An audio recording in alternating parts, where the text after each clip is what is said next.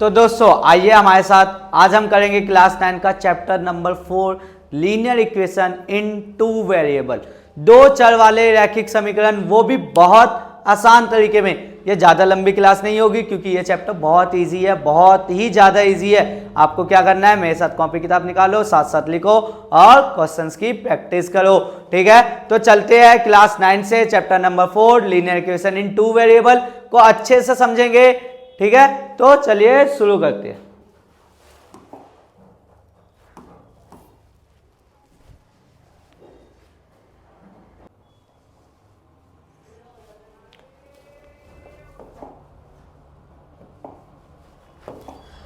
तो दोस्तों हम स्टार्ट करते हैं लीनियर इक्वेशन इन 2 वेरिएबल, 2 चर वाले रैखिक समीकरण।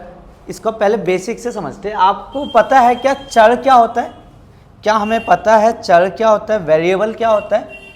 वेरिएबल पता है, चर मीन्स वेरिएबल क्या होता है?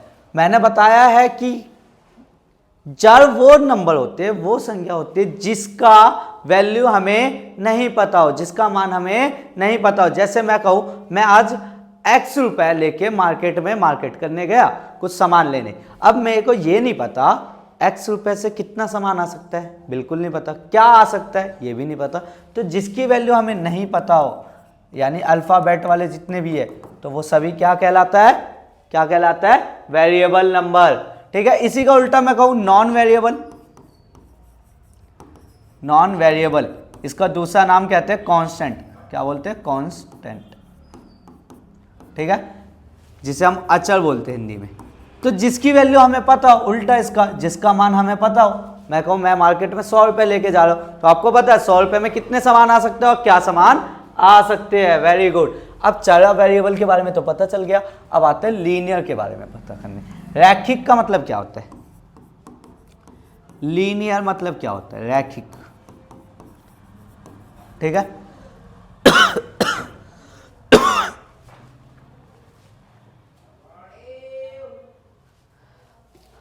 हाँ, तो लीनियर रैखिक का मतलब क्या होता है? रैखिक जिसकी पावर, जिसका पावर यहां पे, जैसे x की पावर 2 होते हैं, x की पावर 3 होता है, जिसके पावर कुछ ना हो, कुछ ना हो तो वो 1 होता है ना। जब कुछ ना हो तो 1 होता है, तो जिसकी पावर 1 हो उसी को हम बोलते हैं लीनियर। समझ आया? इन सबको हम, ये वाले आपके टॉपिक रहेंगे ही नहीं इस चैप्टर में। तो जिसकी पावर सिर्फ 1 हो वही आपके इस क्वेश्चंस में रहेंगे। समझ आया? लीनियर हो गया, वेरिएबल हो गया। अब इक्वेशन, समीकरण। तो समीकरण क्या होता है? जब भी आपका वेरिएबल और नॉन वेरिएबल एक साथ हो जाए, समीकरण बन गया। सिंपल समीकरण, इक्वेशन कैसे बन गया? अब ध्यान दो, लेकिन आपको बनाना किस में? 2 चर में। कितने में? 2 चर में। तो x plus y is equal to 5। ध्यान दो, एक वेरिएबल 2 वेरिएबल। अगला 2x minus 3y is equal to 8। 1 variable 2 variable. क्या मेरा ये हो सकता है? बताओ, क्या ये मेरा 2 चर वाले रैखिक समीकरण हो सकता है? लीनियर इक्वेशन इन 2 वेरिएबल हो सकता है? तो नहीं। पहली चीज, ये तो सिर्फ 1 वेरिएबल है x। दूसरी चीज, ये लीनियर नहीं है, रैखिक नहीं है। क्यों? क्योंकि इसके 2 है। तो ये कौन सा इक्वेशन होता है? क्वाड्रेटिक इक्वेशन, द्विघात, ठीक है। तो आगे चलते हैं। अब ध्यान दो, अब कोई सा भी इक्वेशन का फॉर्म जो होता है, स्टैंडर्ड फॉर्म कहें हम, तो स्टैंडर्ड फॉर्म जो होता है वो होता है ax plus b y plus c is equal to 0। यानी मैं कोई सा भी इक्वेशन लिखूं ना, तो जो x के साथ होता है वो a होता है, जो y के साथ होता है वो b होता है, जो किसी के साथ नहीं होता, मतलब कांस्टेंट होता है वो अकेला, तो वो क्या होता है? c होता है। अब इसमें a की वैल्यू कितनी हो जाएगी? 3।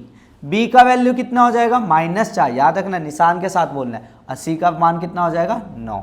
ऐसे ही और कुछ क्वेश्चंस लेते हैं, ध्यान दो। अब एग्जांपल से सॉल्व करते हैं कुछ क्वेश्चंस को।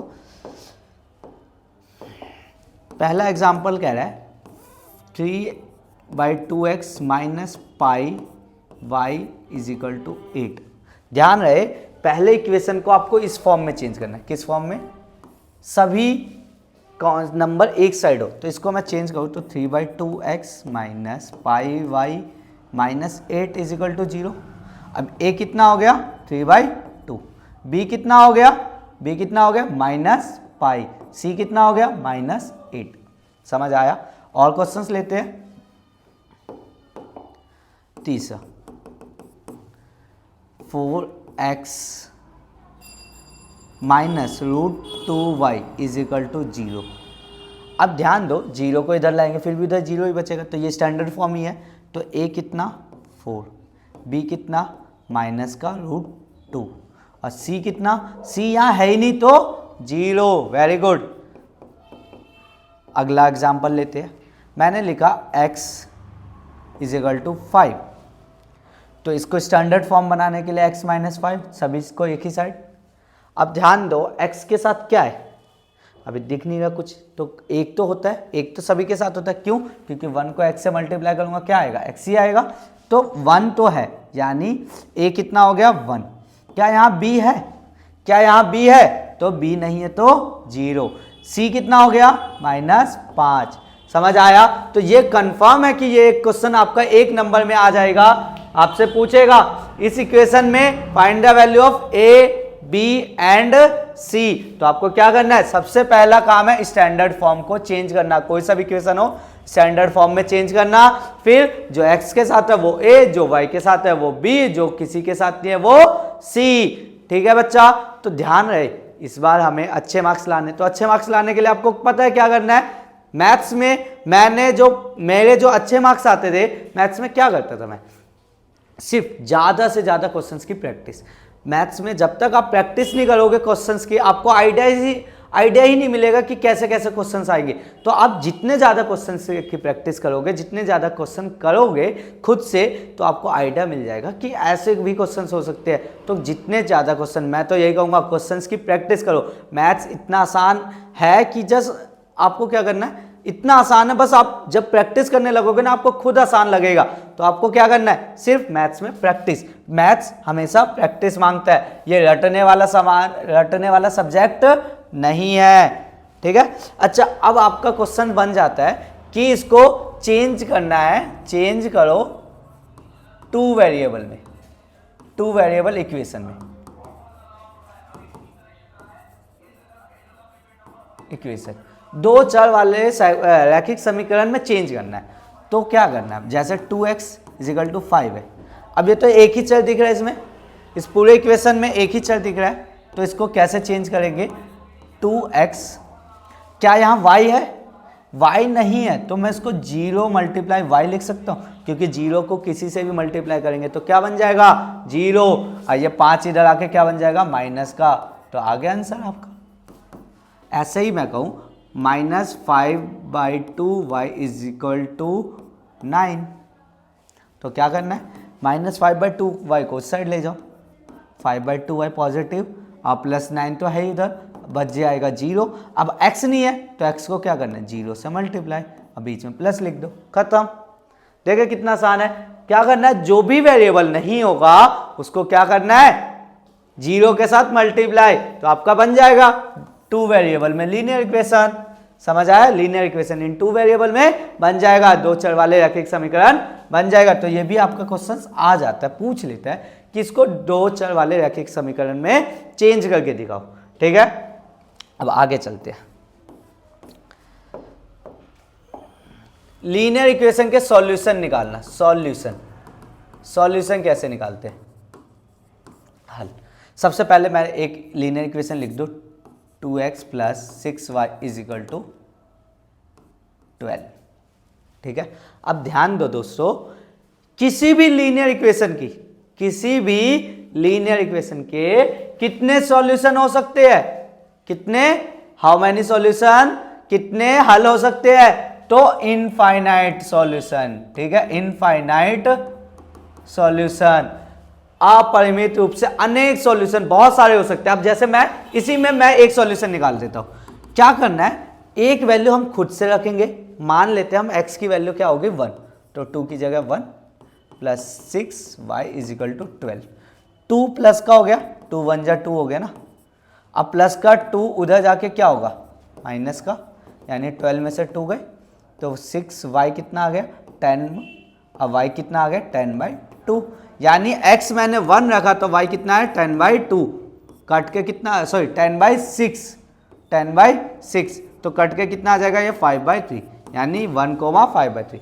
अब दूसरा मैं रख के देखता हूँ, y को 0, y को सबसे आसान है, एक बार x को 0 रख दो, एक बार y को। अब y को 0 रखा तो 2x + 6 मल्टीप्लाई 0 = 12, 6 को 0 से मल्टीप्लाई करेंगे क्या हो जाएगा 0, तो 2x + = 12, x आ गया 12 / 2, कट के कितना आ गया 6, यानी x 6 y 0। समझ आया? ऐसे ही मैं x को 0 रख दूं तो x को 0 तो x वाला 0 हो जाएगा, 6y = 12, ये तो 0, 2 × 0 6y = 12, y कितना आ गया 12/6, कितना आ गया 2, यानी x 0 तो y 12।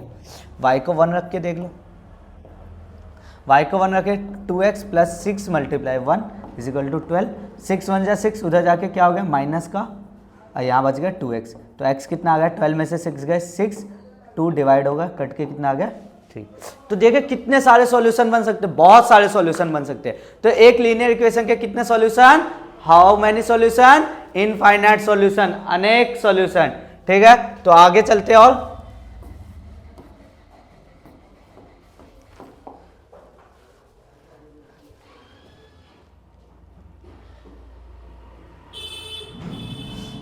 तो दोस्तों अब आपसे पूछ सकता है जैसे 3x + 4y = 24, इसके 4 सॉल्यूशन निकालो, 2 सॉल्यूशन निकालो, 3 सॉल्यूशन, वो कुछ भी बोल सकते हैं।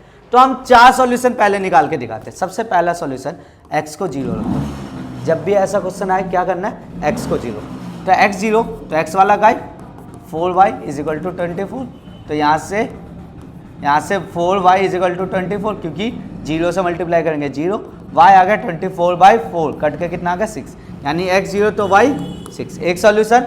दूसरा y को 0 रख दो, y को 0 रख दो, तो y को 0 रख दे कितना आ जाएगा, y को 0 रखेंगे कितना आएगा, y वाला 0, 4 × 0 = 24, ये तो हट गया, बच गया 3x = 24, x आ गया 24/3,